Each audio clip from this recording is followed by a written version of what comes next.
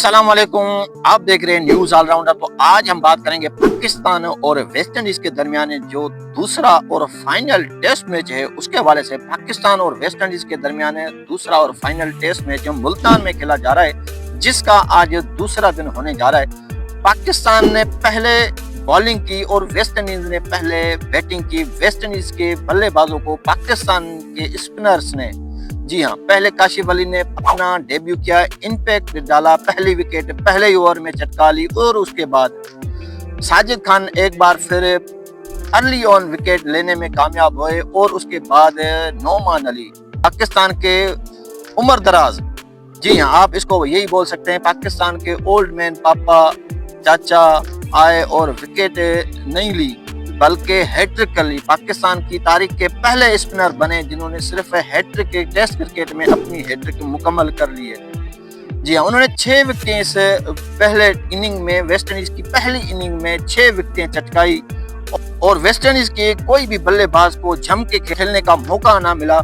और इनकी batting card की बात की जाए तो सिर्फ टेल एंडर को छोड़कर वेस्ट इंडीज के बल्लेबाजों की बात की जाए तो सिर्फ मोटी और वॉर्कन के अलावा कोई भी बैट्समैन जम के खेल ना सका। वेस्ट इंडीज की 8 विकेटें, वेस्ट इंडीज की 8 विकेटें 54 पर गिर चुकी थी, लेकिन 9वीं और 10वीं विकेट वेस्ट इंडीज के लिए 116 रन लेकर आई और यूं पहली इनिंग वेस्ट इंडीज की 163 पर समट गई।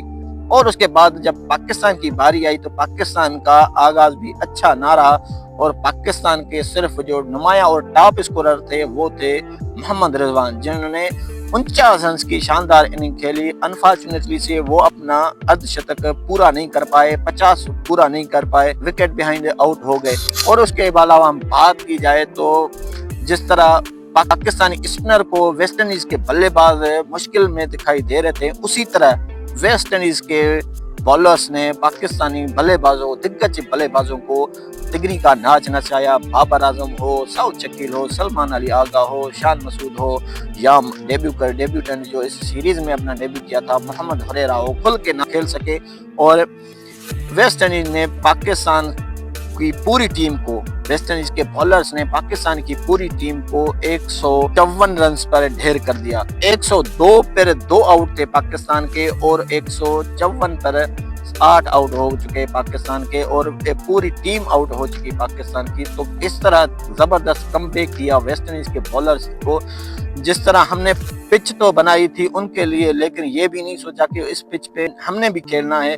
लतेने के खड्डा खोदना दूसरों के लिए और गिरते हैं खुद ही है। लेकिन पाकिस्तान ने अब देखना दिलचस्प ये होगा कि दूसरी इनिंग में वेस्ट इंडीज को जो अब आज सुबह शुरू करेगा उसमें पाकिस्तान कितनी हद तक वेस्ट इंडीज को रोक पाता है। और वेस्ट इंडीज की पहली इनिंग में 9 रन की लीड बन चुकी है। अब देखना दिलचस्प ये होगा कि पाकिस्तानी जो स्पिनर्स है किस स्कोर तक वेस्ट इंडीज के या बैट्समैन को या टेल एंडर्स को रोकने में कामयाब हो पाते हैं। तो देखते हैं इस टेस्ट मैच की रिजल्ट किसके पलड़े में जाता है। पाकिस्तानी इस सीरीज को 1-0 से आगे लीड कर रहा है। वीडियो अगर अच्छी लगी तो वीडियो को लाइक शेयर जरूर करें।